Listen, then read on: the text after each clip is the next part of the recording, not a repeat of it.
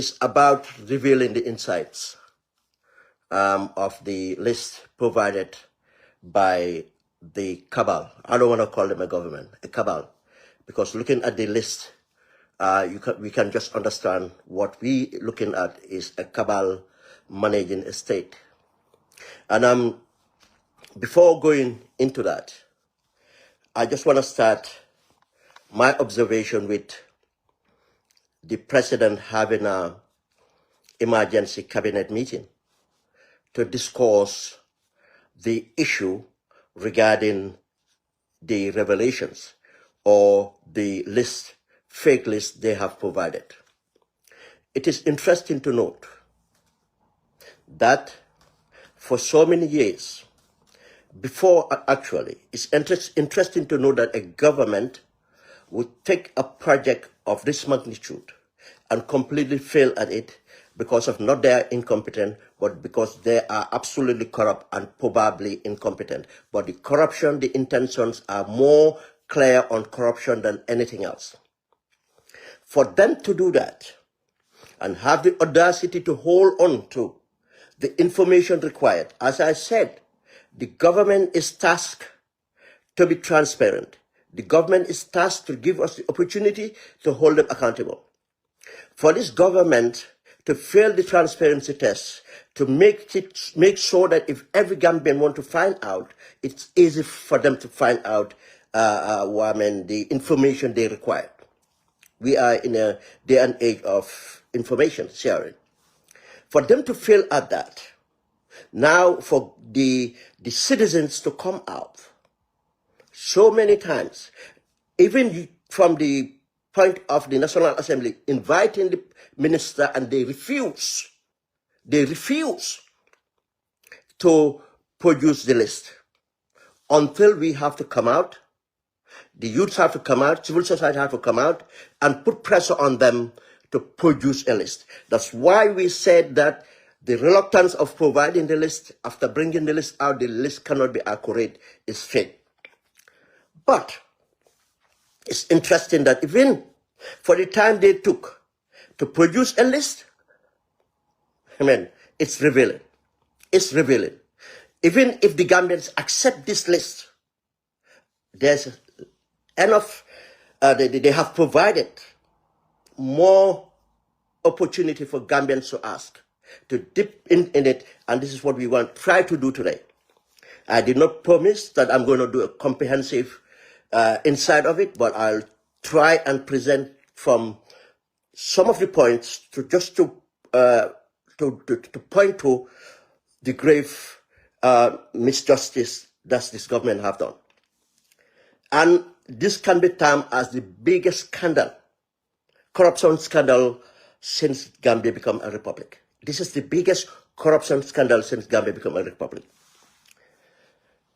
That's why it's interesting to note, which I put on my post, there cannot be a whitewashing. Whoever took part, and this including Alaji Muhammadu Quran, whoever took part and become a member of this commission and being in the administration to deliberate or to deal with this, will have to look into every bit and corner of it in order for us to get the facts. They are not providing us the facts. Now, that's why I said no whitewashing. Batambedo have been running around, Batambedo have been using all the networks to whitewash himself, but he can't. He can't. And nobody can whitewash any person who should be held accountable in this case.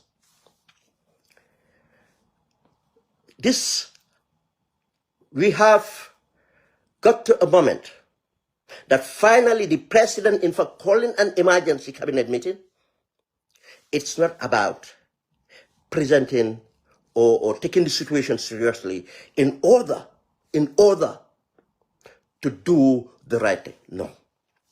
It's part of a distraction. It's part of them meeting to see how are they going to manage the situation in order to keep the status quo, because they are frightened. They are frightened. And to tell, it's not only they are corrupt, but the impunity they apply in this corruption. They didn't even try to hide anything when they were doing it, because they never expect that Gambians will hold them accountable.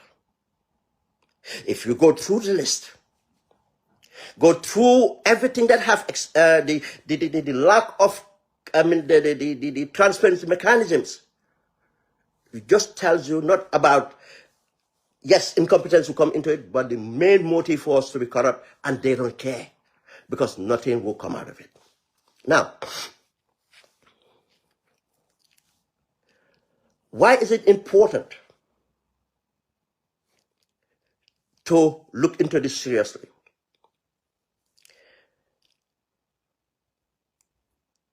The level of corruption that we, for face value, just face value, not talking of when the right processes are being used to determine how much is lost to the public coffers, and what could have been done with that, and what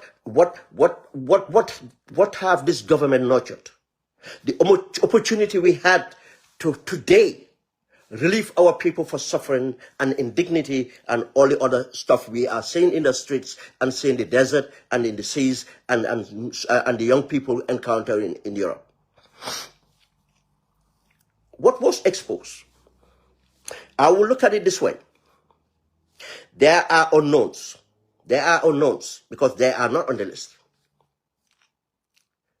There are unknowns that are not even known to the Janneh Commission. What I mean about this is, first, we have seen a video by the Speaker of Parliament, who should have rescued himself from sitting in the session they're going to have tomorrow, because he's complicit. The Speaker of the House of Parliament, unfortunately calling him the Speaker, Fabakary Tombong, said in 2021, around the elections, he said in a small gathering in Banjul, to address the refusal of the No Alliance of the APRC to join them to support Barrow. He said the only reason he is doing what they are doing what they're doing to support Barrow, because they have an agreement with Barrow. This is what he's initiating that they are going to make sure they bring Yahya Jammeh back. This is what he was initiating in his statement. And he said the reason the No Alliance refused, he accused them of because they're still benefiting from Jammeh being outside the country. How? He said that something, I forgot the name of one of the Jammeh's nephews, Paul something or something like that. Before Paul traveled to Turkey, he said before Paul traveled to Turkey, probably instruction came from Yahya, I can't remember clearly, but Paul took him around properties or assets that were not discovered by the Janneh commissions. And he stated that these assets are rented and generating rent revenue. Yes, we know of couriers, we know of lawyers who are still dealing with Jammeh, we know of couriers who are traveling to Equatorial Guinea and every other bit. We know about these things. What he said was not a lie. It exists. Now, then that's why I said there are the unknowns. That's a list we don't know of, that list of property that did not feature in the Janneh Commission. But there are properties that are uncovered by the government, the Cabal. Some might have been, let me say, some might have been even captured at the beginning with the Janneh Commission, but they have not been. They didn't appear in the. They did not appear in the Janneh Commission list. These people have released. These people have released. There are assets or properties that they have never declared, not to the Janneh Commission, not to Gambians, because of those properties have been shared among them. Now, how would we know this? How can we find out? We need a comprehensive approach to dealing with this inquiry. but it has to be independent. As I said, the Barrow government will never hold themselves accountable. If they do, the government will collapse, because Barrow himself, Fatumaba Barrow, the extended family of Barrow, and the Cabal entirely. This is the Cabal that sponsor NPP. This is the Cabal that relate to NPP one way or the other, have looted our properties. And this goes into billions. And I'll get to why I'm saying conservatively billions on face value. But that's why we need a forensic auditors to determine. With the professor, again, Barrow cannot appoint a forensic auditor without a mechanism that ensures that forensic auditor is capable and have integrity and independent to do the job. These two things have to happen. These two things have to happen. Independence and the way and manner, what we compile, to recompile, compile or recompile entirely. Look at all the loose, list or whatever information around, and make sure people who know would go forward and supply this information. Then we have a comprehensive list. Then in that comprehensive list, we need a forensic auditor to look at the transactions, money-wise, and any legible document that is required to determine the facts of what they have presented or what they have not presented. Then Gambians would know exactly how much they loot from us and who is responsible for this looting. The seller, the buyer, and yes, and so on. And if anybody is innocent in this course of the transaction, it can be determined judiciously. This is how it should go. Would that happen? Yes, it is possible to happen, but it's only when we stay the course and hold this government accountable. We have an opportunity here. That's why I said we never regret it. Yes, there's a point of regret here and there, but the entirety of thinking about it, we have never regretted taking out the argument. Because we have an opportunity today. Yes, it's not a complete, competent democracy we have, but what we have seen recently, these days, just exposed that if Gambians demand their right, they can have their right. And this is something we Gambians fought and gave to ourselves. But if we leave it loose for Barrow to capture that, we're in trouble. That's why Barrow is managing and trying everything. Divisive politics on tribes, other regional mechanisms, religious mechanisms, sectoral mechanisms, and every other way to maintain power. That's the only way he can hold power. When you create a democratic space, it's up to you, the citizen, to maintain that democratic space. The government in place, especially a corrupt government and incompetent government, would not give it to you. You earn it, you have to hold on to it. If not, it will not be maintained. There's no government that can stay in power without the consent of the people. Now you ask then, how are they staying in power? Because we were divided and we were not strategic to make sure we hold the government and make sure they demand they respect us and do what we desire. The way they going around doing what they do is because of us.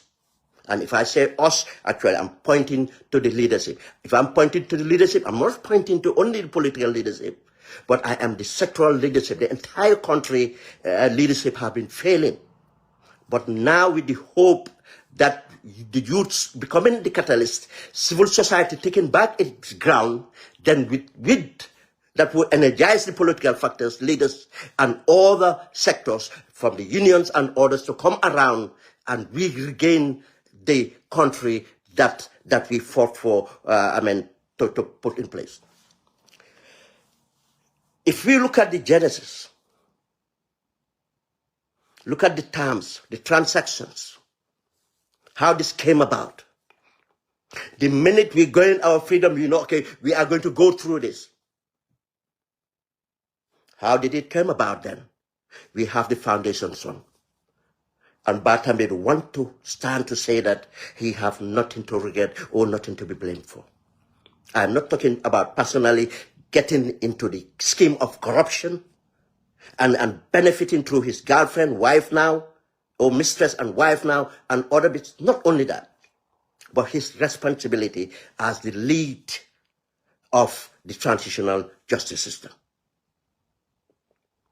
How did he went about? He's the one. We have to hold him accountable. If he allows someone else to undermine his job and he have not said it, he have to be accountable.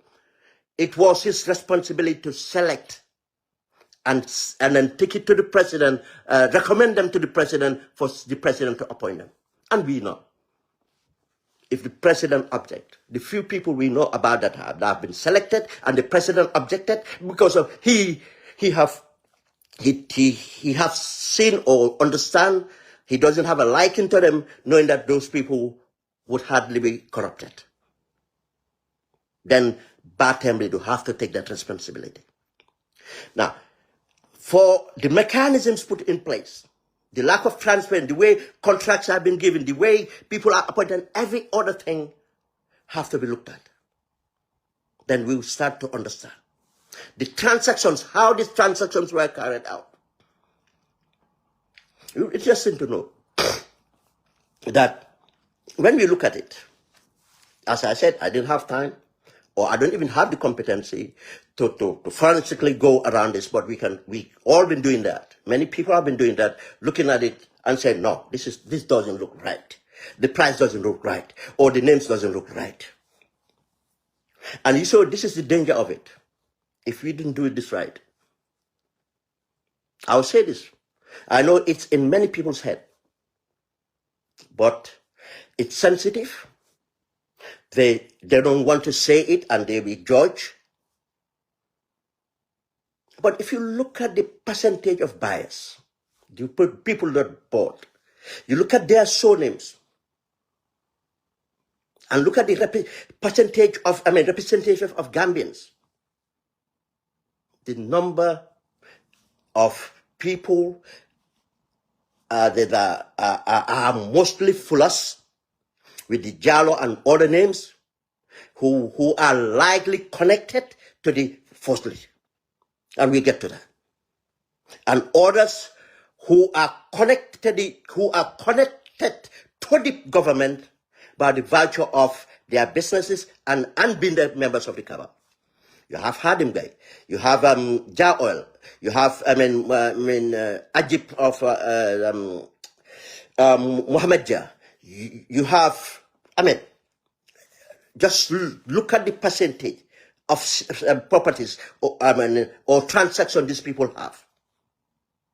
If you deduct that from the list, what is left? Are they the only Gambians that have the means? Especially been buying for that cheap? Something is wrong somewhere. These are simple deductions we can do to determine that this list has no competency for us to accept it, and to determine that we need to do more to get to the root causes and to make sure every penny is accounted for. In the instance of looking at issues where the Banjul mayor have come out to say, look, I did pay 300,000 I needed six tractors, but 300,000 for 3 tractors. I've not received any tractor and my money was not refunded. No, the money of the council was not refunded. Let me put it that way. And a similar statement from KMC, a similar statement from Brikama. And where are these tractors now? If it on the list it's stated that these people bought this stuff, but they didn't have these tractors. Who have them? Who had them? And we have seen Nawek.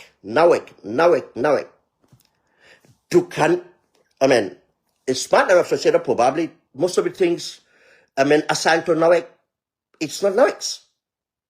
It's not, Nawek did not buy them. How do we find out that? That's where we need a forensic, auditors to get in there to find out. I don't even trust the national audit on this. No. We have to determine the people that will be engaged. If we look at the Cabal members, what does this tell us? You see, if they have all this time to hold on to a list, and they went through the list to try to tidy up the list or whatever it is, but still they presented a list that is scandalous. Let's look at the case of Hadim Guy. Hadim Guy have a brother called Sering Guy. This thing have been going around saying, oh, Hadim is Sering Guy. But either way you cut it, if Hadim is using the name Guy Construction and using Sering Guy, when we know him officially as Hadim, it's the same thing as Hadim having a brother, because the people that said that it's a brother who works for him, who is on a salary, who is not on a shares or anything, or would not be able in a million years to spend 96 million. If any person would spend 96 million to acquire assets, that person have 100 million sitting in the bank or other forms of securities. Now, how come the Guy family, I'll call it Guy family, the brother would allow to buy that much assets or to the tune of 96 million? And remember, this is, undervalued assets, deliberately undervalued. If a brother can spend 96 million, almost 100 million on assets, and Hadim Guy Construction have bought how many? How many? One family. Jar Oil, another member of the Cabal. We know all these people sponsored NPP. That's why they can have this, these things and spend money as nothing. They never bother to fundraise or anything, because this is where the money is coming from. Now, Jar Oil, as I said, if people don't understand business, how business are expanded, and especially in small markets like the Gambia, where you don't have mergers and acquisitions to grow overnight, do you have takeovers to grow overnight? It's only in a developing country. If these things happen, I can tell you those people are members of the state capture, because we know the interest rates in that country. Any businessman depending on interest rate or taking LGs from banks and others would take a long time to make profit and deposit the profit or reinvest the profits in order to become a multimillionaire overnight. Just Gambians have to think about this. Go and look from 2017, mid-2017, where Jar Oil was and where it is now. He has been provided and a partnership with Barrow. That's why he is where he is today. Now you have Hadim Guy, you have Jar Oil, you have Mohammed Jah, who does not need to be corrupt, who doesn't need to do things, because he's already have part of a business. We know he have already got partners that are outside of the small economic zone, are in a bigger economic zone, who have capital and orders to invest and do things. And he have been in it for, over 3 decades. But most of the growth that can attribute it to, I'm not saying the partnership in Gamcell and QCell and others, but his personal wealth is part of what governments create for him. From how Yahya Jammeh, he was sponsoring Yahya Jammeh, and Yahya Jammeh looking the other way or doing other things, letting other things happen, up to what transpired now. We see in paper with this Barrow government. These are 3 Cabal members, and we can go on and identify. Now, in that list, we have seen the Cabals that we know, we can identify. But we have seen many names, because in a country that you said Suleiman Jallow, how many thousand Suleiman Jallow we have? Lamin Jammeh, how many Lamin Jammeh we would have, and so on and so forth. Because it will not stand out. The people that stand out are people that are well known, connecting to their companies. Ajib, Hadim Guy, Guy and stuff like that. Interesting enough, we haven't seen. I'm not saying it did not exist. That's why I said to determine what exists, we need a comprehensive approach to get all this. We haven't seen the members of the opposition. Now, I don't think Barrow would seal the member of the opposition. I don't think Barrow would seal the members of the opposition. Unless there's an agreement somewhere. Because, interest groups can have agreements that are weird. Because the risk of whatever happens, do that. I'm not saying it happened, but I'm saying that if there's no member of the opposition, I mean the prominent opposition, part of this, especially the UDP being under this list, there's a given here then. That did UDP stay away from this? With all the influence they have? Did they stay away from this? Did Barrow and, their people kept things within them? That's why when I point out to the surnames, I'm pointing out to the first lady. Until we have a comprehensive list, as I said, it still brings up plumes of clouds all over, and people can just jump to accuse others. But so far, what have been seen is as Barrow NPP and their cabal are entirely responsible for this. Now, if we look at the names, I have seen sort of a whitewashing again. That Fanta Toure, is it Fanta Toure? What some Gambia is right in most of the what they list about Fanta's family background. To call Fanta's brother is a Jairu Toure a multimillionaire, that's a lie. Unless he is released recently, he have been in prison at either Mexico or I think America for some time now, for a long time. And he's no multimillionaire. There's no multimillionaire.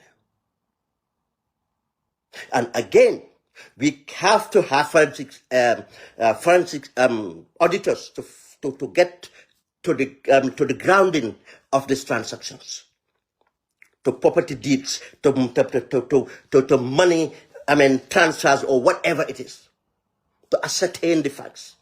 But for now, what we have seen is really troubling.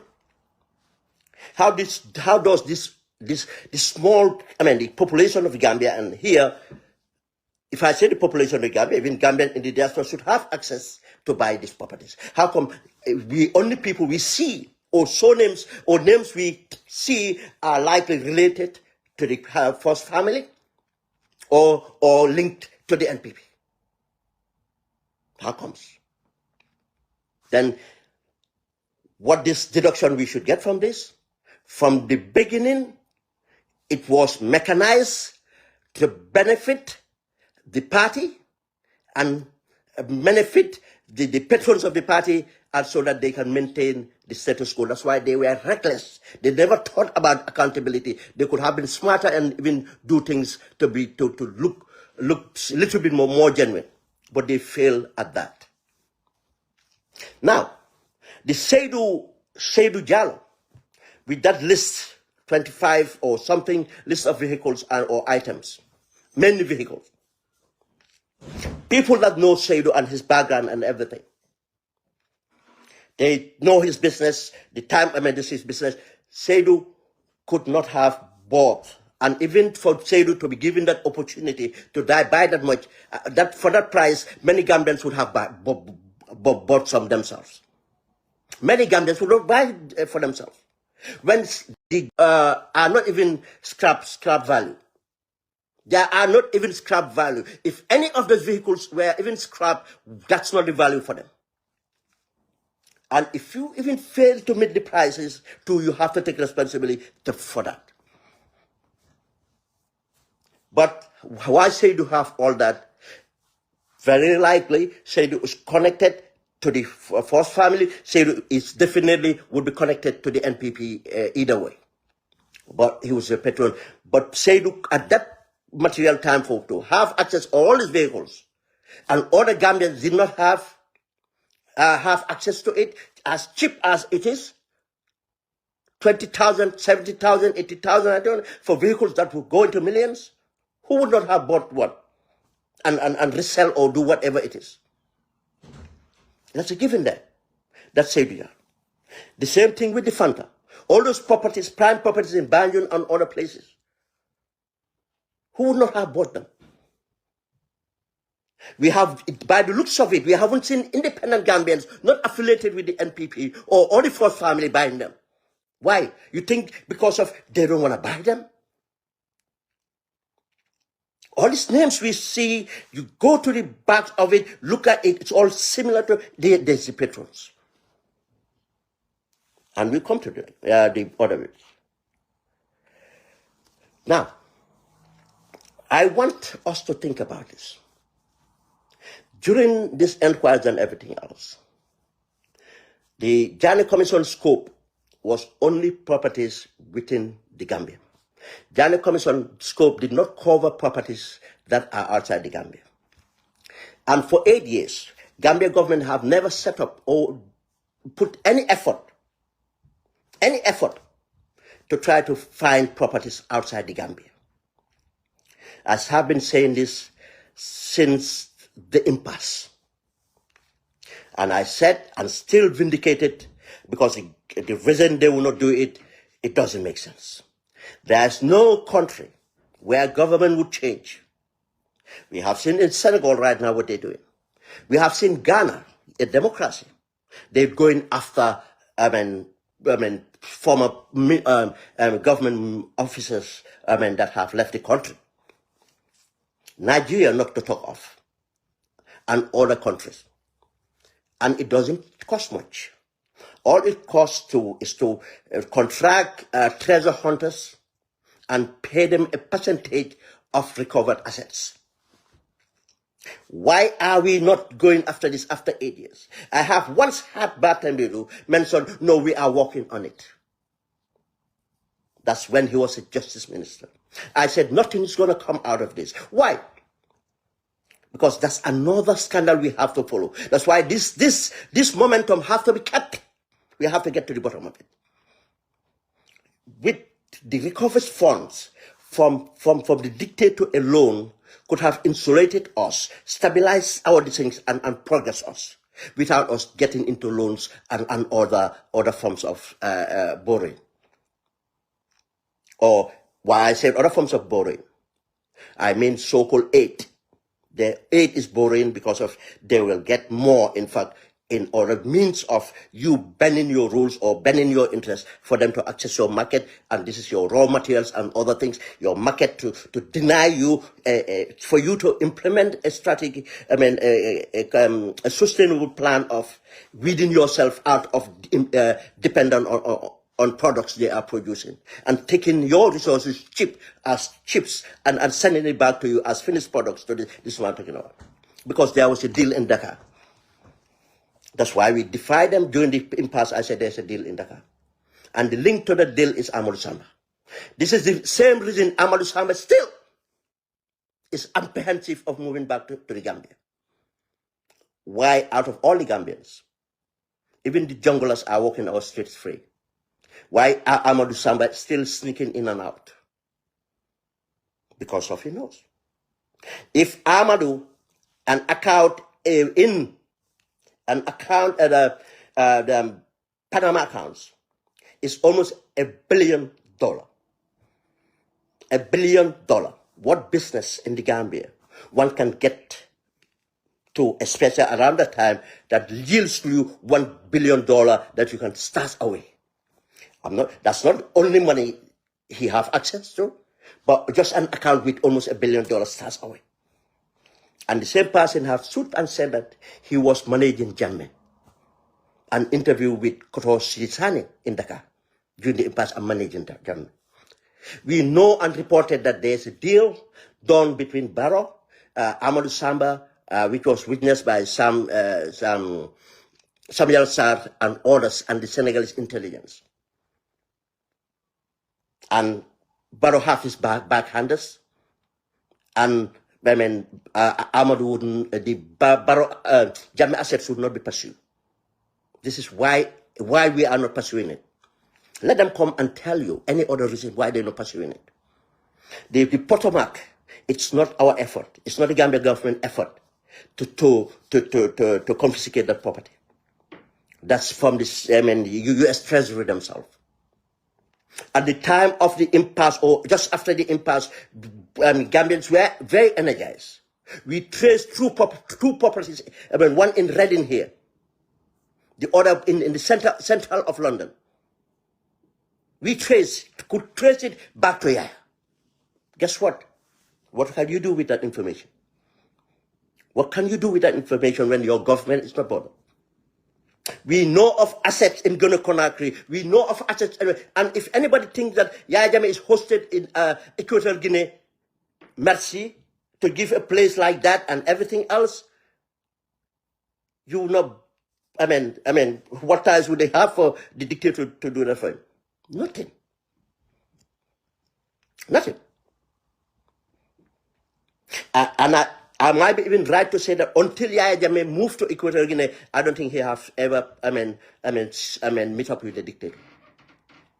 But I can tell you that with investigations, it could have been proven, because we knew about the money laundering scam that was in the Gambia, and lawyers from Nigeria at the AG chambers with Jammeh moving money to one of the islands. And part of the money they moved was invested in that scam that, and they lost a lot of money. I forgot the name of the English guy who was sponsoring the 2020 cricket overnight, and he was arrested for money laundering in this thing. We knew that there were accounts run in Belize by Yaya Jammeh. Do you know where this money comes from? Using our state. What the Jammeh Commission found out is the loans took from the Gambia, or money taken from our SOEs, money taken from some of the money being sent to aid from Bahrain or other places, and people like Mambo and Yai handing over to Jammeh, and all the resources within the Gambia. Those are the only thing. The robbing of social security and others. Those are the ones they have worked on. Over the years, be it Guinea-Bissau, be it Ivory Coast, be it Sierra Leone, be it Liberia, be it, South and Northern Sudan, Yaya have been working with arms dealers and transporting arms. Be it the cartels, Yaya have been making and commissioning and everything else. That's why that amount of money. You see, I don't want to divert this to Yaya again. I could have even pointed to the TRRC, TRRC, where Jesus have just, ex-Jesus, I have said something. Meeting Amadou Samba in the night, pacing around, calling Yaya to negotiate. We know the crisis was about Yaya being angry that money that was due to be paid to him from the drug transaction was not paid to him. That's why he held Jesus. Nothing of those charges he put over Jesus. But let's move on. This is showing, why am I going through this? That are not accounted by this thing. It's just showing the level of corruption in this government that Adama Barrow, that's why I said if he's done competently, Adama Barrow will be arrested. Should be out. And whether it's now or later, this should happen. Because our billions outside of Gambia, because it's our billions. If Yaya Jammeh have used the office and name of the Gambia to create this wealth, why are we not accessing that wealth to liberate ourselves from the poverty we are? Because Adama Barrow have his cut out of it. We are not going to settle for that. Now, when you come down to thinking, what have they deprived us? Let's keep our, we'll never forget. Let's keep away for now, for the sake of this conversation. Keep away the loot with Ahmad Samba and other connected, people connected to Jammeh that have the loot outside of the Gambia. Let's talk about even what we can read from this fake list, which they try to sanitize so much because they were so reckless, never thought about accountability. They cannot even do away with it. Just imagine as an individual even, if you accuse me of something, and you're giving me 3 years to deal with that, and I finally come out to say that, okay, let's have a confrontation on this. I could not even walk out to able to present something to support my argument. That's what's happened here. 3 years, they cannot even fix this.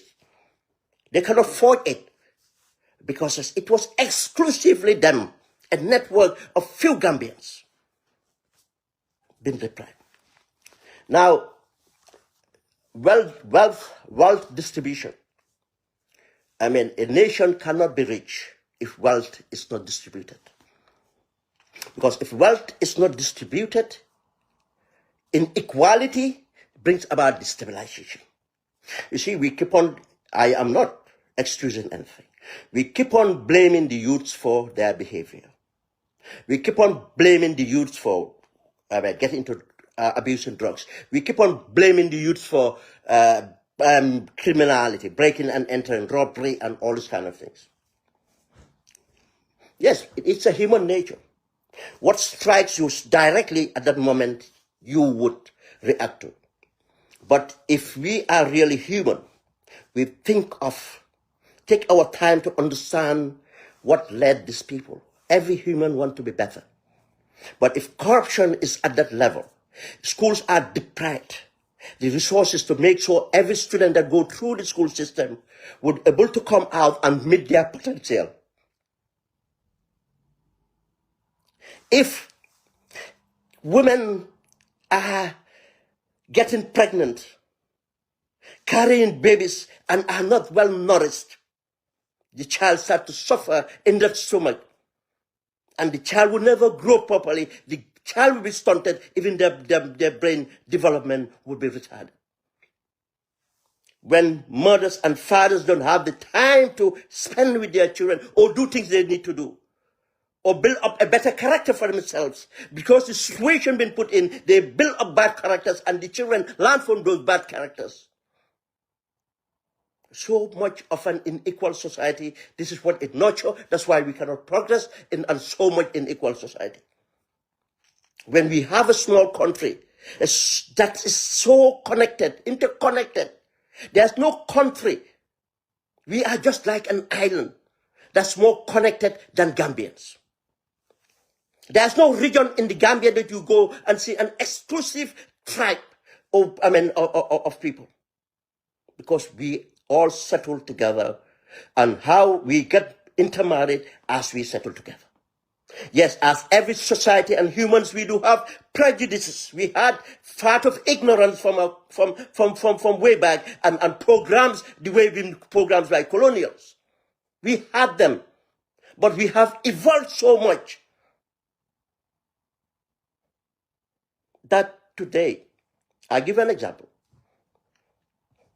I have almost every surname now within my family tree.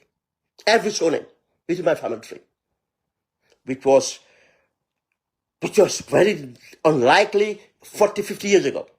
Because of people tend to intermarry within families. And I'm not even saying tribes. No. With families. Even within the same tribe, certain people would not want to get into. They would try to get to cousins' marriages, inter-cousins marriage or whatever. But we have evolved to understand many other things and in touch of our feelings, smart enough to understand our interests. If I want to marry this woman, I might have some things I like about this woman or this man, but again, I want to match up to the person that will complement me in order for us to build a generation. That generation from there, we can move on. That's what it is.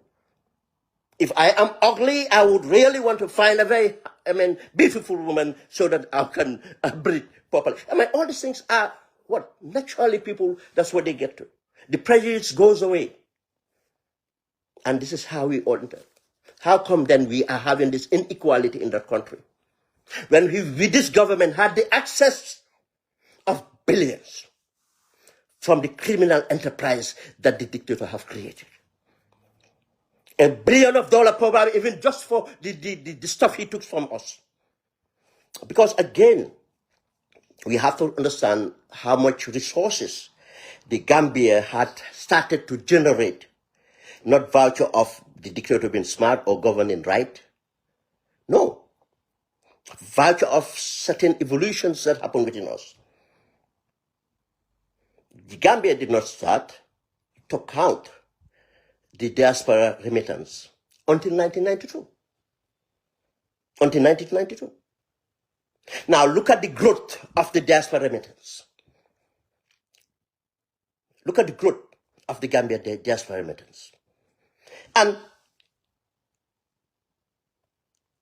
the catalyst event for this growth to happen is how much Gambians are fleeing outside the Gambia and how much Gambians we are not ready to go back to the Gambia.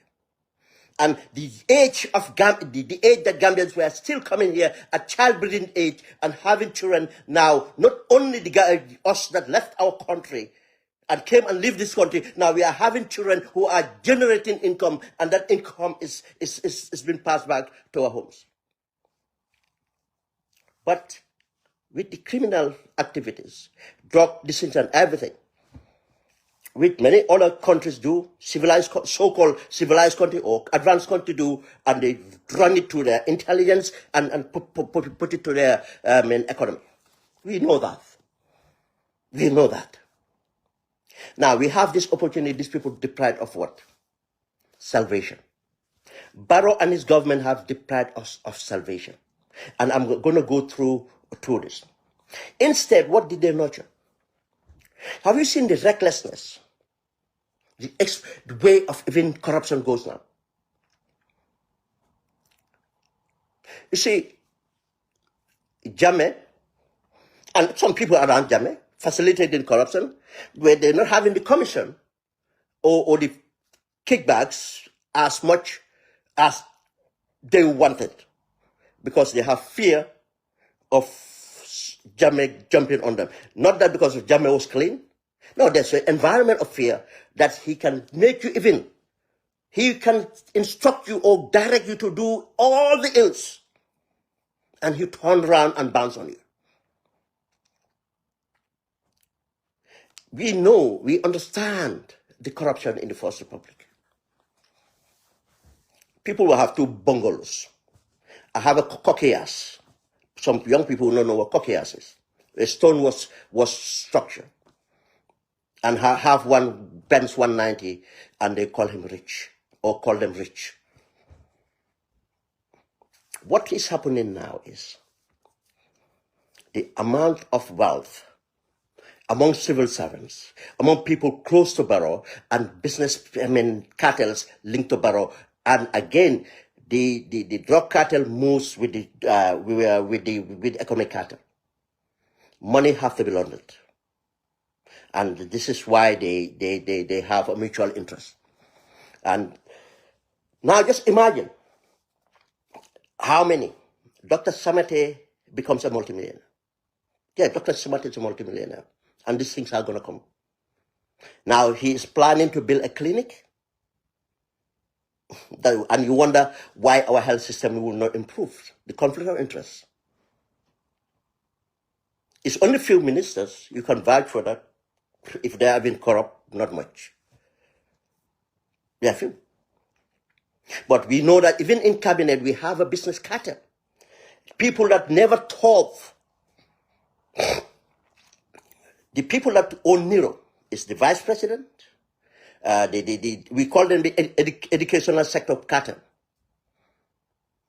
The minister for civil service, you call them Boy. The minister of commerce, trade, Juf. The minister of president affairs, and others. They are all raking in, and soon some of them will come to the class of millionaires. Go and look at the Barrow's family. How come Barrow's nephew, Amadou, who have never sold a carrot, who have never had that education, nothing, Within 4 years of Barrow's government, he having access to $300 million to go into a business. We all have seen the results. We've seen the Njagasanis don't even have the brain to walk properly in a straight line. Are calling themselves millionaires here. They were all renting with their families. There's nothing wrong with that. If you have to have that financial growth, let it be on your hard and struggle, whatever it is, not the people's money. They bully the brother of Barrow today, driving Range Rover. He could not even afford a donkey to help in a small farm. Now he's got farms of almost 1 kilometer. The sister, Hajjatu, I forgot the real name, married to the IGP, what could not even be a vendor to government, today is a multimillionaire. Let's go on. Hadim Guy, who was selling cosmetic and women's underwear at the market. Ja Oil, who was struggling, trying, building up a business, but just got powered up. And part of that powered up is the shares that sold in this journey, this commission shares sold to Star Oil. That's where Barrow took the first kickback, or took pass onto Ja Oil and invest in Ja Oil. Fatmata Barrow become a board member. Some people thought, in fact, no, she had might be the chair. What the first lady doing a board member for Ja Oil? I'm not saying that he could not get into other things, but we know that it's not her education, it's not her capabilities. The only reason you become a board member is your business interests, your shares you have there, whatever, or your knowledge. She have neither at that time. Because of the recommendations to sell the shares that were owned by Bazi, Social Security, ports, and others wanted to buy the shares because it was a good investment. The returns were over 10%. And because Gulf Petroleum was technically a monopoly. And still now, there's a small other person doing storage, but it's not to the level of Gulf Petroleum. Barrow made sure he sell it to a Senegalese, Malian, Mauritanian family and got his kickback. And kickback, he invested in Ja Oil. That's why Fatmata Barrow was sitting on the board of Ja Oil. Now, all these people are multimillionaires. Fatmata Barrow right now is technically staying away from the Gambia mostly. That's why now Sadio Barrow has to step up and have a fan club to be the part of the political campaign. That's why you hardly see Fatmata Barrow and Barrow now. She is always within Nigeria, Benin, and Togo. Doing what? Moving their assets, moving their investments from Senegal and other areas they had it to a little bit far, because Senegal is not conducive anymore. This is how they become multi-billionaires. When our airmen people suffer more than ever. Anything they create is how much they can get from it. Any project they have is for kickbacks. We have seen it. Who benefits? The petrols. They deprived us of all the wealth we could have from regaining the assets the asset we have from this thing, and that could have started the Gambia, and we move on. But instead, it's the corruption they nurtured. Now it's so entrenched. It will take a very serious leadership to reverse the level of corruption in the country. The central bank governor, the interior minister are running businesses, car dealerships. We never known of a civil servant being millionaires. Even the Jawara sect time, it was people running the Palace State House. People running the Palace State House. Most of the people were a semblance of having money. They didn't have money. When they got overthrown, it didn't take them 2 months. They were begging for fist money. Because everything was just a mirage. Wasn't true. The little they have is just to keep a lifestyle. Now look at this. Let's look at this. One, undervaluing. If you look at the prices Even people who are not really into vehicles can easily find out that this sort of vehicles, even if they are 10 years, and some of these vehicles, they maintain because they are unique, they maintain their value. If it was even vehicles run at 10 years, some of the Mercedes-Benz hardly run that much. They were all parked, and here and there they be run. That's nothing like they are lying, putting things as scrap. They were not scrap. They were not scrap. Hardly any any of those to be called scrap. Do we forget what scrap means in the Gambia? We see the vehicles run in the country. Do you know this? The level of in the UK, America, something you might call a scrap. It's not something we call scrap in the Gambia. It's still value for money. People are taking scraps from here, taking it to the Gambia or Africa, and it's real value for money. Things that would not be allowed to run on its roads, consider as scraps, those are vehicles that we treasure. Now, imagine if they say that it's a billion being sold for the assets. I am not talking about the unknowns, the ones that have not been put to the. I'm just saying things on the list. Again, let's remember this. We have things we don't know, which are still under control of Barrow, of Jammeh and his people. As Fabakadi witnessed that and told us that, and we know about this. One of the compounds is taken in Bakau, not far away from our street, not far from Jammeh's uncle's property. We used to call that compound the Bambaras compound. That's where the Bambaras used to live, and they sell the priests. Many people in Bakau will tell you where that is. Not far from Jalokunda's Jaka Jalokunda. We know that it's still under Barrow. It's under Jammeh's control. We know that. Now, the stuff we only know that they declined, it's almost $1 billion or whatever it is. How much did they undervalue that? How much did they undervalue that? Probably it's the 20% of the cost. Conservative, even if we said 50% of the cost, if the 50% of that 1 billion, how much that is? That's one way of looking at it. We have lost 50% of $1 billion, 500 million on top of that. That's not the only thing we lost. Capital gain tax.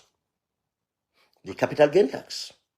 If you devalue a property for 50%, 50% declared as the selling price, that's the only amount will be taxed as capital gain tax.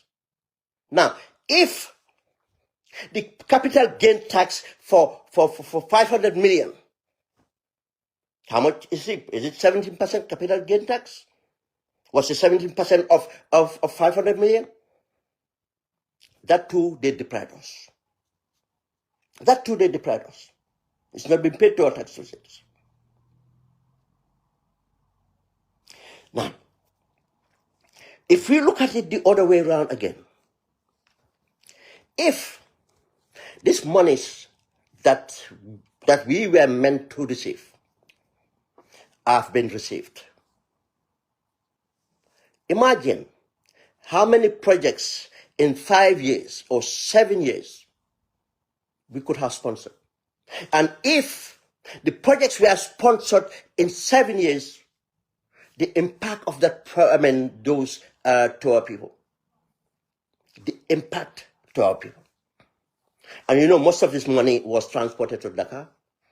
Properties bought in Dakar, Chowrai, everywhere. Mbur and others. Even chairs. They are not spending the Gambia. This is why we will keep on wondering, how come the Dalasi is weak? Yeah, because when we get the Dalasi, we take the CFA and take it out. And others take the bigger ones, the Yankuba Davos of GRA, the Port Authority and others will take dollars and take it and buying more properties in the nation. When civil servants started to buy properties in America, it's not their salary or allowances. Now, imagine that one undervaluation. Now, because of undervaluation, we lose money from the capital gain tax, but again, the investments. Now, if you look at the increase in the domestic borrowing, technically taking money that could have been going to the private sector, because of government borrows, private sector lose. Because it's more secure. The domestic borrowing, we would not have borrowed that much to be paying the percentage we're paying on interest. You see? That's another way of looking at it. But again, if the government have done things right, the impact of these projects, impact of utilizing the money better would impact in this, social development of our people. It could have impact. I'll come to the reconciliation part of it. Because what we have to understand is social mobility is the key to stability and progress. If you have any form of development planning that is based only on markets and very capitalist, without having components of investing in society, social projects, you ultimately fail. This is what you have in masculine and feminine economies. If you go to the Scandinavia, people have better. Their countries, apart from Norway, their countries might not be rich as others. America can claim to be the richest. Go and look at the social inequalities, because it's truly a masculine economy system. People will be dying when their governments will be spending billions on bombs, making people multi-billionaires for playing the stock market. But where you have empathy, that's why it's rated as a feminine economic approach. Social securities, social welfare are looked after. Children are educated better. Minorities are protected. The less fortunate will be transformations. Scandinavia transformed, moving from this development of the 1% of the population or 2% of the population, then distributing wealth, creating social mobility. And what would have been the social mobility? If schools were more accessible and quality of education spent for quality of education, if housing was created for civil servants, especially civil servants and key workers, the police, the teachers, you see, you can build a good school. You can have a good curriculum. But if the welfare of the teachers are not looked after, how do you expect those teachers to impact their knowledge to the students? These are things, you see, when we look at this report, these are the things let's just not think, the money. No, let's think what impact it would have if it's done right. Or because of it's not done right, the impact it have now. That's why we have the more children going into delinquency and all this. Go and read social science. Will tell you why most children will end up. If they end up this way, what failed them? But again, you go and read and see countries like Sweden and others. It's not the amount of wealth they have; it's how they manage that wealth. The programs they have. Social mobility. What ensures social mobility? Education, housing, and jobs. And if you do the right investments, this is what happens. In a microeconomic situation, you put in a 10 million, you expect that 10 million to impact in many ways to the point of creating jobs. You cannot take 10 million and just target to create jobs. It's not sustainable. Because it will end up collapsing. Because there's no market to maintain the business. You think if you pay teachers well, what does it do? Even if teachers were hoarding the money in the banks work with the money. But the teachers would be spending it on the basics to survive and have a dignified life. Teachers have a dignified life. They have their minds are rested well, and they can concentrate and impact the students. It's not a win-win situation. Wherever they operate, look at it this way. If you go to the provinces, where you have bigger schools, you have a little bit of microeconomics going there. Because civil servants, wherever they live, they spend what they have. You are not only now distributing the wealth, but you are distributing in many ways. Now, teachers impact the students perform better. And they will become part of the workforce that the human capitals can be built. But you are not only building human capitals in the process, but what you are doing, you are building social capitals. The behavioral, the people more in a point of taking ownership of their society and everything else, because they realize that society is taking care of them. They are going to schools where they are not paying and they having all these impacts. They take ownership of that. The disgruntledness and orders would disappear. These are things, but they haven't done that. Let's be honest. Let's look at the difference. How did many people get to where they get to? It's because, one, they have education and they got transformed. The generation got transformed. Most of our technicians, Gambia, are from provinces. They are from provincial families. They are surgeons. They are this. They are this. And once you have one, the trickle-down effect. The trickle-down effect ensued. And you know the beauty of it? Because they work so hard to make this, to become doctors, to become this. They are assigning example to that family, they are assigning example to that community, and they are assigning example for the nation. But in the situation we created in Gambia, where we have buffoons be transformed to become presidential advisors, we have buffoons, criminals be transformed to be millionaires. People who aspire to be millionaires by becoming criminals. People aspire to become the president's advisors or the political actors. Due to what? Buffoonity. This is our problem. This is what Baroque have created us. This is the impact in this situation have. We could have it very positive. Let's look at some of the other points.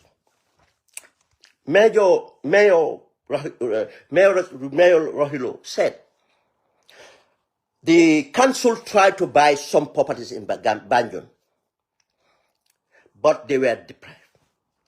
Why? That's what I'm saying. We have to, when we study this, why did we just rush to sell? And if we realize what is more impactful, or who to sell to, why didn't we think of what is more impactful in selling, or who should we target in fact to buy? Now, if we look at that, we all seen what Jammeh did to Banjul. You know, some of these properties have to sell to Jammeh. Jammeh just hold on to the properties, and most of them are not developed. Now, this is an opportunity to, to rehabilitate Banjul. Now, government could have made arrangements with the council. Now, the council could have a project with the government to have a project to regenerate Banjul by buying all these properties and redeveloping them for what the strategic development plan would be.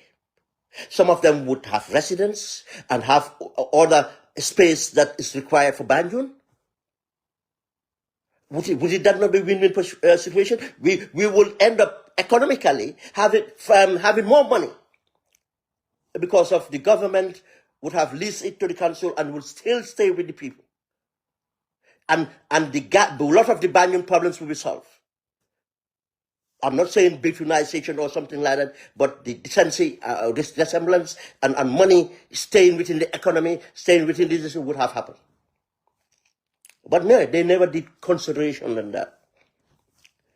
Why did they go and sell the borehole drilling machines to whoever they sold it? I didn't want to name names and get it wrong. It was either Jawal or someone like that, one of the Cabal members. Now, the Gambia, we have an engineering squadron. And the engineering squadron have done a lot of work. I don't know now what they do. But we have witnessed in the time of Jammeh. We have witnessed in the time of the First Republic. You know, the MRC in Farafenni was built by the PU. In those days, they called it the Pioneer Unit of the Gambia Police Force, the field force. They built the MRC. They built, I think, Canela. They had projects they could have done a lot. Now, we all know, and still today, after 8 years of this government, women gardens are crying out for boreholes. Villages are crying out for boreholes. Would not have been better to take those equipments, instead of selling it for nothing? We know it's not for nothing because they have their kickbacks. That's what they're interested. Why not pass it on to the engineering squadron? And by now, in 5 years, you tell me which community would not have access to clean drinking water? Which women garden would not have access to water, their distance? Secondly, again, in the side of the agriculture again, they had pumping machines and everything sold to who? Either Jawel or one of the Cabal members. Now, those, I can tell you, in 2022, I was in Foni Bondali, an area I know that people used to farm this thing. And when I went there, they said the entire, it was almost a kilometer. This is from Foni Kanaf to Santam, not Santamba, to Kalim. To Kalim. I saw the dikes and everything is abandoned. Yeah, I used to farm there. Why the infrastructure was left to rot and the equipment taken away? Why the agriculture extension workers could not be put into use? And make sure those communities all take over the pumping stations or whatever it is and support it to produce. You think if everything was left where it is and put experts around it to support the sustainability of it, for 5 years, how much would have been produced? We talk about producing drinking water for people. We're producing the water for the gardens. Now water and the equipment that needed. All the tractors and everything that was utilized could have been utilized and continued. And that would have rehabilitated a lot. That would have been the mechanism of reconciliation. Because of all those communities have been hurt one way or the other. Now they see directly benefiting from what is theirs. Projects could have gone around those. The entire Kanilai networks, be the Kanilai residents, be the Kanilai other infrastructure linked to the existence of Yajame in Kanilai, because he didn't do that for Kanilai, he was doing it for himself, for his security and orders. The Kanilai Sendola, this thing, the zoo and the farms and the trial farms and everything could have been maintained. Today, that would have been multi-million projects. Employment and everything else would be there. Could have been a center for students to part of the university, for zoology, agriculture, and even hospitality. You can have all three, that students will be having practical experience and running those businesses. Not only bringing in income, but training our youths to be able to take over stuff like that. They did not do that. Now, you can go on and explain. Most of the properties sold could have been left within the community. Either, the vehicles. So many institutions don't have vehicles. The only people who have vehicles are the politicians or political technocrats. I call them the political technocrats. Since then, how many vehicles have we been buying? Every year of Barrow's administration, we spend a minimum 300 million. And we were selling vehicles for peanuts. Yes, some of them are not desirable for services. We could have sold those ones. And if necessary, in fact, open it to international bidding.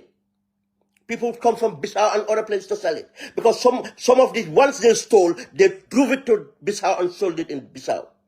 And Barrow gave 4 vehicles to his Marabo. That's why I said they will never investigate these matters. Now, if you look at the opportunity then we had to transform our nation in many ways, which money would have gone and support the microeconomic development of the Gambia. But again, that would have supported this build up social capitals. That again, that would have built up the how to call it, the human resource capital, because schools invested in. That would have developed and helped to maintain the build capital. But some of these things would have been rehabilitated and maintained better. But no. They straight went on declared that they are bankrupt. And the money that were coming, they ignored. And Barrow went and made a deal with Amadou Samba. Now our $1 billion or more than $1 billion actually is out there. Because Amadou knows that if you have to go after Barrow, Jammeh, Amadou knows if you have to go after Jammeh, you have to go after him. He was the business manager. Until when they had Jammeh had the drug deal went wrong with Jesus and others. Jesus did not go anywhere else. He went to Amadou's compound. According to Jesus' testimony. We all know at that time. If you find Amadou in his compound, it's after 1 o'clock from Ngala Lodge, he will walk down to his compound. You know. He knows why he went there. You think that 1 billion, one ton of cocaine Jammeh hand over Jammeh was not part of it. He knew that the MI6 was onto him. He gave the criminals away. Now, what should we do to put more momentum into this? As I said, they are trying everything to distract us. They are trying everything to distract us. You see, you have to be very careful. You realize the first 3 days, they went quiet. Because they did not know. They did not know how far this was going to go. And I am appealing to people to be patient as well. I mean, patience is our criticism. Let us be patient with it. Because these things go through processes. You know, people can only remember the final bit. But if you study any country that went through what we went through, or we are going through, we'll know that will come to a process. It did just not happen.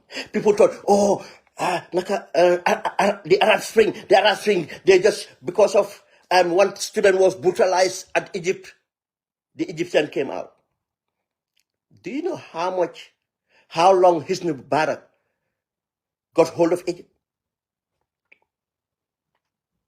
What he did to the Brotherhood, what he did to the Salafis, and created a secular kind of state. But it was a militarized secular state. It was not a secular democracy. The armed forces control commerce and trade. The armed forces control any strategic sector in that country. There's nothing like private sector. And the divisiveness. Yes, he protected minorities. The Jews, the Christians, and others. But what he did with the majority, he fragmented them.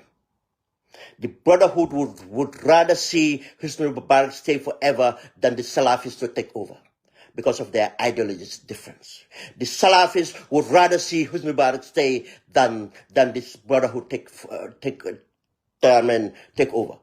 Because that's, for them, they were safer in the hands of Husni Mubarak than any of their compatriots in the opposition.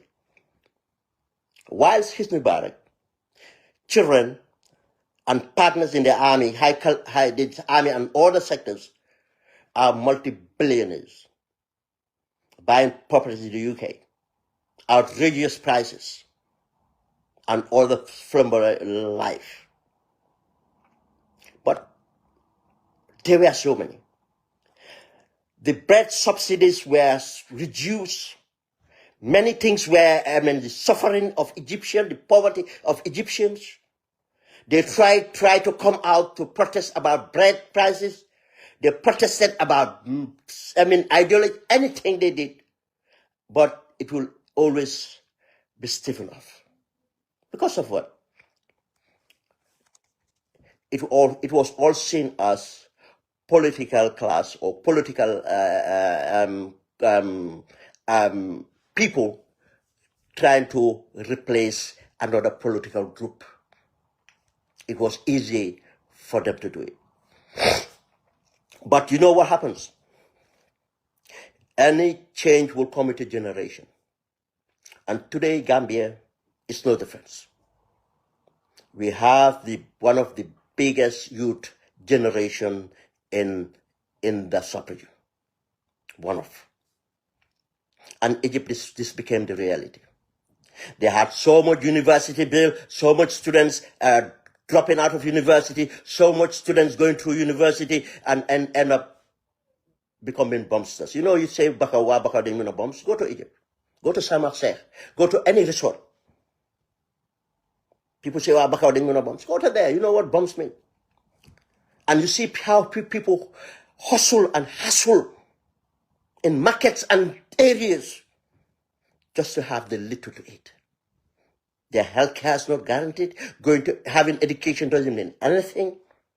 Masters, doctorate, and everything got saturated because the economy was not expanding, because the economy was run by a cabal of military and intelligence stakeholders and protected the president. And what? The international community. Egypt became the wedge to hold the Middle East. They became the wedge, and if you look at the history, they protected Israel. Apart from Israel, Egypt was receiving the biggest aid package from USA. As I said, it's not aid, it's an investment. It's an investment. It will distort the condition that comes tied with that aid. It distort any freedom of sovereign freedom that you need in order to move. But what happened? With different demonstrations had happened different times. Never it succeeded. But as I said, generation came and now it become a student being brutalized. You think the police were not brutalizing students or brutalizing other people? They were. Because as I said, they all have a vested interest thinking that, let's stay with this devil. This devil we know would be better than our compatriots in the opposition. Until the youths took it. You know, the word Gen Z now is the thing, but then it was the Gen Zs. It was some people, the generation that would do class today, the Gen Zs, the high schools, the secondary school, and the dropouts, and others took it on. And they start. That's all the rest we are waiting for. They start, and again, there was a geopolitical interest that the West have and others. They wanted a regime change in Egypt. The Hosni Mubarak was really old and he was about to go, and they want to determine who will be next. That's how they get to Sisi. You see, When you deal with these people, they can roll the dice, but they know when to get the six. Leaving the Brotherhood to come to power was just a process. They wanted another new, strong man in place. And this is how it happened. That's why I said we have to be very patient from our criticism of the civil society and Gala and what is moving on. It cannot be a perfect group. They cannot have everything right. What is most important is the dedication. And not every member of the groups, or yeah, you call it, there for the interest. That's what happens. We will have different things. We'll have infiltrators. We have people that have no spine, that will sell you out on other things. You think the apartheid movement did not have that? It was forced then. And it was drilled. You think the civil rights movement, go and look at the files. Leaders of the civil rights movement, you never thought they were working with the FBI. Go and look at the files. Some leaders end up in Robben Island with Mandela. But there was a time it came out, they were complicit. These things do happen. But the overwhelming interest here is, how do we make it successful? That's why we need to be holding together. That's why we need to build the capacity around them. Nobody owns the struggle. You might have initiators, you might this, but we all own it. Every patriotic Gambians have a stake in that. If you really love the country, that's where your interest is. We all will be out there. We all will not be doing the same things, but we all have a role to play. Even people fetching water, people getting sandwiches, people, doing other stuff, people giving information, people going on the media, people doing different things. Passing on information on others. Even within the security sector, you will have people who will be empathetic to this thing because they are suffering as well. What we required is we see that interest and come together and build the civil society, strengthen it. As I gave example of Egypt, it's very difficult to disintegrate the civil society than if it was politicians. That's why you see all these non-entities around Barrow coming out trying to make it a political thing. It's a political thing. What I mean is trying to frame it to some political actors in order to bring the disintegration. For that Sabali, I realized something today. I was looking at something. I nearly wrote something and said the Minister of Agriculture. He's not the Minister of Agriculture. And from now on, apart from people that we witness that they are doing their job assigned to them. Yes, someone like the Minister of Higher Education, someone like the Minister of Lower Education, I will call them what they are. But all these others, I call them the NPP Minister. That's who they are. He's trying to bring in SFL into it, Rahim Malik Law, to try to bring division.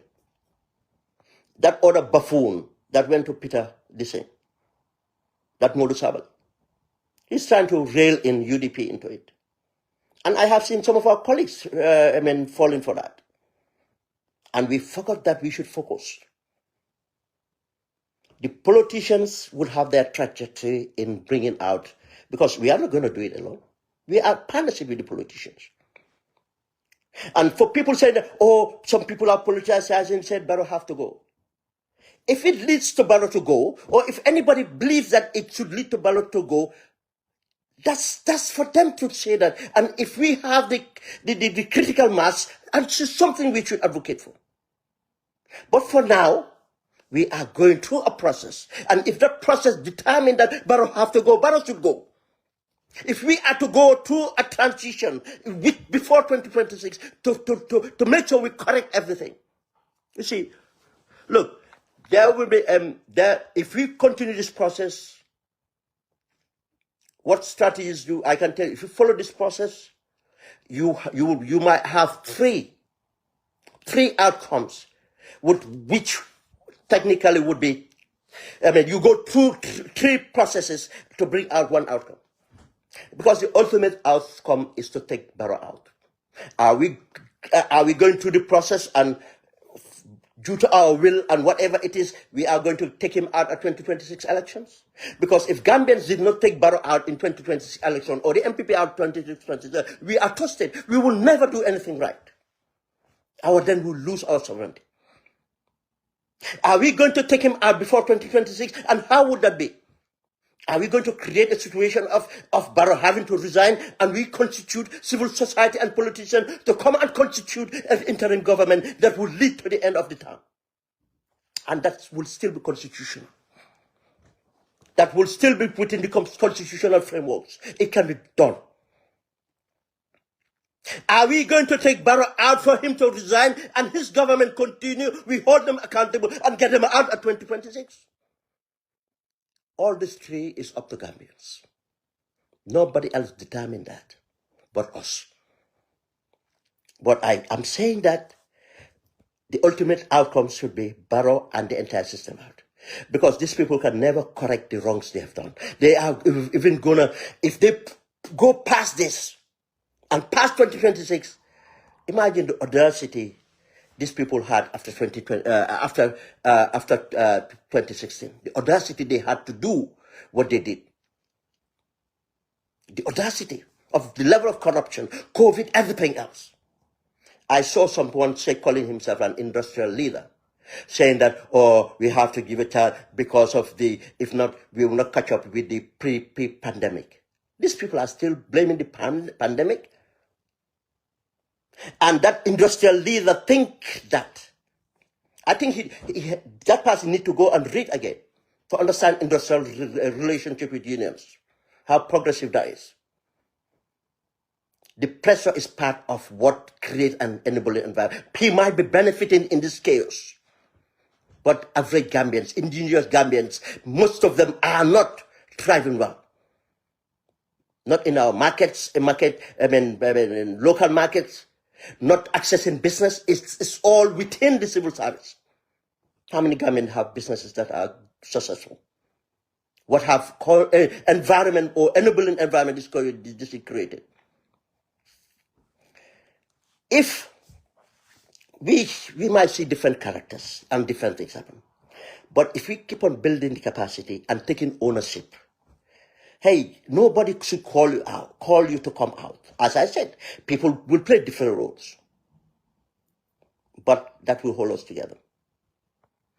If we fail to do that, we will not. It doesn't mean that tomorrow everything would change. It will go through processes, and the processes going here have started. And Barrow calling for this emergency summit, whatever cabinet, it's because they're strategizing to stay. The police will be strategizing, security will be strategizing. But I can tell you what, this is where I said I did not regret changing Jammeh for nothing. What we did the other day, if it was Jammeh, many lives would have been lost. We know that. Yes, we have seen incidents, forceful, even the attempt, the kidnapping they did to the young people and take them to police. That's all wrong. There's no excuse about that. Some of the ruffling they did and the way they did it was wrong. Up to we keep on praying for Amadou Ghetto Pen to recover well. And whoever we don't know of. But I'll tell you one thing. If you understand the 3 days, 2 days actually, what happened? Muhammad Jai is in America right now. I cannot use the word I want to use. But the English would have called it something else. He was completely petrified. He spoke to people on the ground, asking what do people think, where he's going to stop. He was scared. because we warn them, be careful. I will never advocate for any violent change. I will never advocate for any undemocratic means of change. It's not to my interest.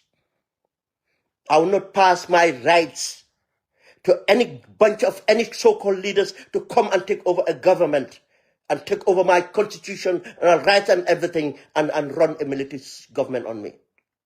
But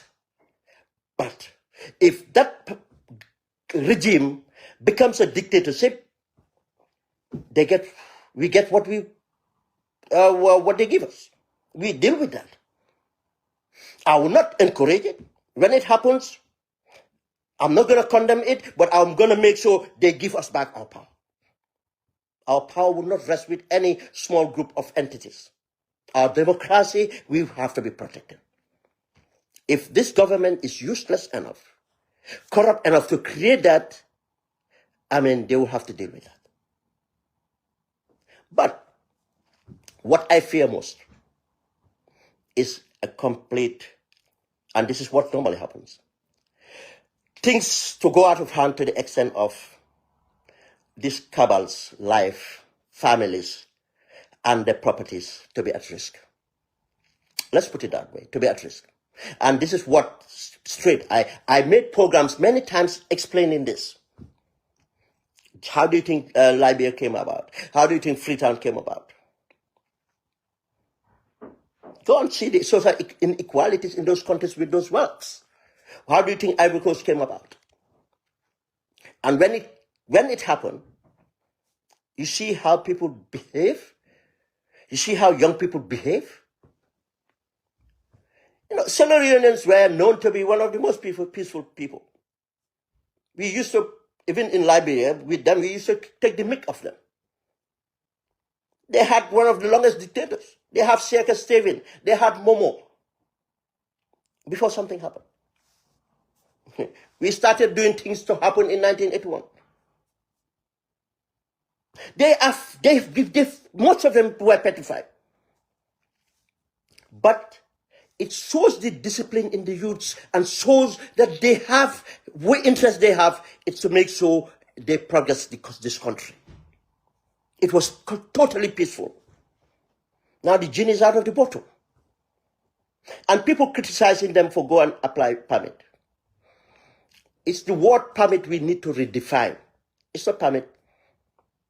It's not a permit. It's a fundamental human right. You don't take permission to exercise your right. It's just a notice. Let them go and apply for police notice.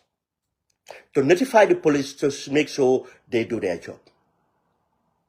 But if the police are silly enough again to deny them their right, they still have the right to do it without the police, and they would do the same thing to keep it peaceful as possible. But if any politician come out from the NPP to instigate brutalizing the people, we are going to step up.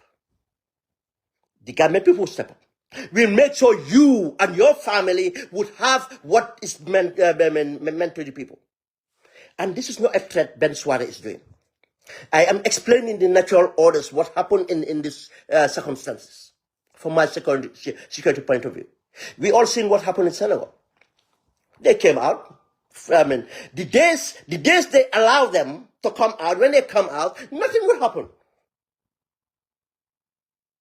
The demonstration in Senegal was so peaceful that people will lose their mobile phones and people would make sure they get it back. Nothing happened. But when they tried to suppress them, what happened? Ministers' homes were not safe anymore. Businesses allied to the government were not safe anymore. Police, and lawyers or anybody affiliated to government were not safe anymore. And look, and if we tend to forget quickly, it's not unique to Senegal or other countries. We all remember what happened 4 years ago at KMC, when those youths were brutalized at the black market. Didn't they go to Gorgumbub's compound and lit it up? We did not support that. But if you kill people, if you brutalize people, torture people, and you want us to sit down and listen, that will not happen. Nobody would tell them to do that. They will take it unto themselves to know that that's the only form of self-defense. That's why we're sending the message that we are going peacefully, we are going to organize, we are going to make demands, and we are going through processes. And the outcome of the processes, Gambian people will accept. It does not mean because someone advocate for this. Or you should not go. Then they are talking about going, then it's political. Why would it not be political? It's politics that put Barra and others there. It's not that they came up from better stock family or whatever. They're not ordained to be there. It's still political processes. And they use that mandate to abuse us, and you want to say that we should not use a political process to hold them accountable? The outcome will be determined then. The power belongs to the people, and we can regain that power. It all becomes a discipline, we keep the capacity and keep moving. Civil society would be at the forefront. Now, I want to address something I did not want to address, but I think we should address it. I've never bothered to get involved in that, but I have a reason why we need to address it. The issue of Bob Ketter and President Barrow. People say, oh, Bob Ketter lied. Yeah, there's instance where Bob Ketter lied. And if some people saying, oh, if you were not there, how can we know the facts? You see, there's many ways to get to the facts. And at times, it's not the absolute facts, but logical facts are very important. And this issue, I'm not talking about it, is because of its Bob Ketter, the background and controversies. These are very important. It exposes a lot that we might not realize. The surface of things, you might just reduce it to, oh, it's Bob Ketter, or it's this, he's been seeking for attention and whatever. Why am I saying this? Because there's a lot I know about what have transpired. And I have been saying this without naming, because normally I don't go and, on elected officers or people who are not appointed with a mandate, I don't mention them. I hardly do. People would remember that I said Yankuba Dabo was almost.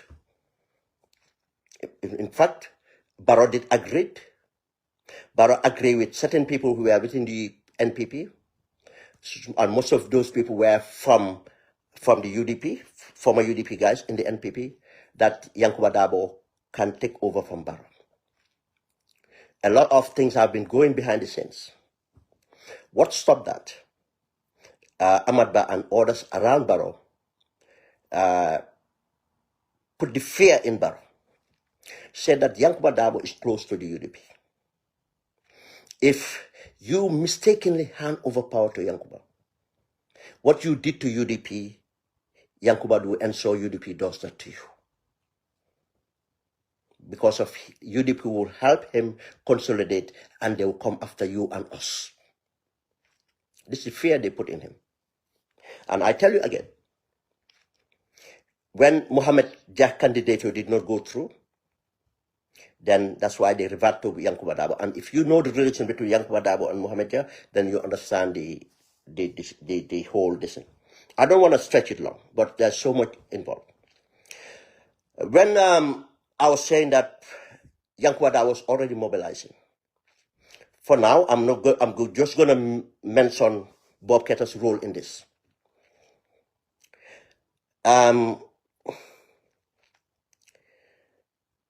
The reason, what we have to ask to get to the logical truth is, why would a director general call the president to reconcile the president with a former supporter of the president who was, he did not hold an executive position, in any thing. It was matter of they were the founding members of a group to support the president to entrench him against the will of the people. And this is the Barrow Youth Movement. And they fell out along the line. And I can tell you, the reason Barrow fell out with Bob Ketter, it's not. This is just the reason Bob Ketter made that statement about Barrow don't run for that time. That's just an add-on. That's just an add-on. The reason Barrow fell out with Bob Ketter, you have to understand what transpired and led to Bob Ketter's case and how that case was handled. I'm not going to go into that case. And I'm not going to go into that reason. But I know the reason, and many people they know the reason. And that reason have caused Barrow, in fact, to inflict harm onto someone because of the conflict with Bob Ketter. I'm not going to reveal the exact thing. Many people know about it by now anyway, but it's not coming from me. Then, when Bob came out of wherever it was, it happens. Bob, having a relationship with Yankuba Dabo's family, sister, and that developed to marriage. That's private. But this is what brought Yankuba Dabo into it. Bob Ketter was running a movement, and Yankuba Dabo have seen potential in what Bob Ketter was doing, because all these people are selfish. Yankuba is selfish. But one thing about Yankuba Dabo, if you know him, he doesn't take risk. He just wants to be behind the scenes and make things happen. And this is the reason, in fact, he could not assert to be a candidate. He let it go. And people who were around him are pissed off because they thought that they did all the homework and all it took was youngs to look Barrow in the eye to say, look, I have finished my contract and I'm going to pursue this. If you want to endorse me with your party, fine. If not, I have the means to do it. But he will not take that risk, because the consequences he doesn't want to deal with. And with Barrow, he would get away with the consequences. But if you don't want something that much, because you are so much comfortable, that's okay for him. He wanted it on the plate. Now, when Barrow, Yankuba saw that potential, Bob going to almost voter age school areas and this thing, mobilizing popularity, this thing, Bob did show that and said that he wanted. It's got to him. He's human. Think that he's popular enough that he wants the presidency. I tell you one thing in politics, or in this so-called wanting to be presidency, especially in African terms, in everywhere, but African terms especially, it's the lack of honesty. You see, Bob was trying to build up a business, and Yankuba have the means and finances, and it's not only because he's married to the sister. No, Yankuba have the means and finances. And Yankuba assumed that he can use Bob to run around and do those things, mobilization, and that would be part of the leverage to show to Barrow. But because of Yankuba underestimated that Bob would want it for himself, Yankuba went on, knowing that now, because for him, he is resting issues to get the president to give him a party, and he is already affiliated with Bob, and Bob is crucial in mobilizing and so on. He wants to, and knowing that Bob is getting married to the family, he wants to fix that relationship. Yankuba lied to say that Bob went to him. I'm not telling my reasons for knowing that he lied. It was Yankuba who initiated to fix this relationship. But at that time, Yankuba did not really know why Bob and the president fell out. What Yankuba knew was what Bob told him, that, oh, because I said this in public, that he's not run an interview with Fatou Kamal. Yes, that was part of it, but that was not the genesis of their crisis. Even the so-called reconciliation they have and everything else, no, it never reconciled. Barrow would never forgive this crime, this issue he have. Then, because of Yankuba's interest, Yankuba made this move to arrange this call. And if anyone denies that what Bob said, or that Barrow must have said that it's not true, logically, we have seen Barrow's temperament. We witnessed it. And people who know Barrow said the worst things about people that he should respect. Barrow have said the worst thing in private about Ousainou Darboe, who's no more around. And people perceive that Barrow have respect for that person and other people than Ousmane Sonko. We all know he doesn't like Ousmane Sonko. He doesn't like Pastef. He has shown that, not when Pastef was opposition, even when Pastef came to government. The way he received Jomai, the way he communicated when Jomai was there and others. We know that. Why would Gambians say, oh, no, that's going to be true? But why would Bob make that up? Because Bob knows that there's a witness there. But that witness have no backbone. And to say that the insult, or what he referred to as insult, is true. Because Barrow said those already said. If Barrow can do the amount of anger these things in the open, what do you think he does in private? When he assumes that other people are not watching. He cannot control that.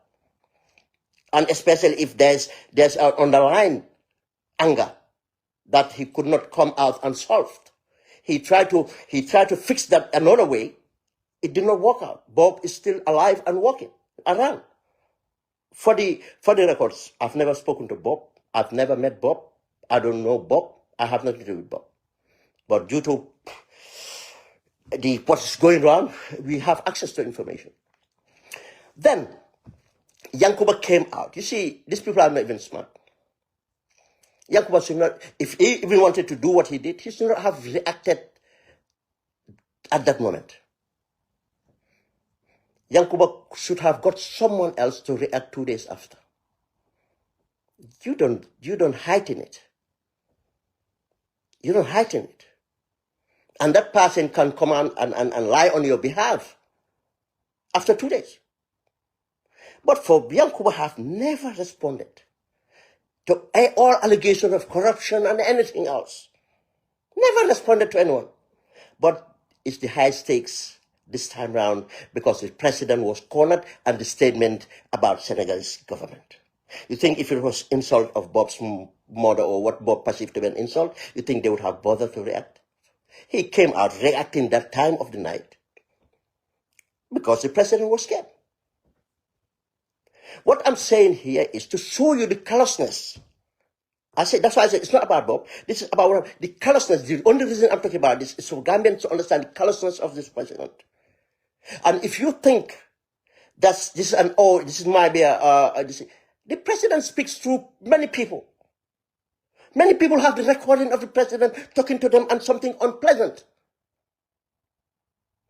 Talk to people. You might be surprised, people that know the president and are not surprised. People that sat in these things and president talk about. The president accusing this ordinary citizen and allowing that ordinary citizen to be taken to the State House and sat with that ordinary citizen with Ahmad Ba, and they were doing Tesante. trying to hold that to account. Why yako wafi, nina yo yako wafi.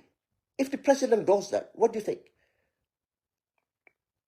No, this is true. It's not about the young man. Yes, the young man lied about what? Saying that the reason. I'll come to it. The reason he went to the convention, he tried to confront Barrow, that's a lie. Logically, we can tell it's a lie. The reason he was going to those, not logically only, I have evidence on that it's a lie, but I'm not getting there. Because the evidence I have is there was a reason he was going to those, how to call it, those gatherings and the Congress and others. He didn't go to the Congress to listen. At that time, the ball was still rolling for Yankuba. He went there trying to do for Yankuba distance, thinking that things would get there to level that Yankuba would become the president, or the Barrow would hand it over to Yankuba. He went there under duress. He didn't go there to confront him or looking for opportunity or trying to go to State House looking for opportunity to president. No, that's not true. Logically, we can say it's not true, but something else I know to tell me it's not true. But I can tell you, at that time, he was really working hard to please his brother-in-law, to support his brother-in-law. Whether he was doing it thinking, yes, then if my brother-in-law become it, then I can become it later. Probably he might think in that way. But now, because of the brother-in-law did not have it, and as a young person in experience, he saw what is starting to boil up. He wanted to use the opportunity to place himself. To place himself. That's might be reason he did what he did, to take the attention. He's a young guy. He couldn't handle what transpired. As I said, it's just to explain. I've seen people coming out different things because of their opinion are based on their relationship with the person, or their like or like not of the person. But this is not about the person. This is when an executive of the country, the president, sits down with the director general of this thing, negotiating things. Ask yourself, what would be the problem for them to negotiate? Because he said, you are not going to run. Is it you are not going to run? How many people would say that he's not going to run? Guys, I think that's all it. I expanded a bit. I did thought a lot whether I should address this thing or not, but thinking about it, I think it's best Gambians to understand what we have on top there. And if we continue this, the same reason we have not still explored our oil is because of the lack of capacity and the foolishness in the executive level. Thank you, guys.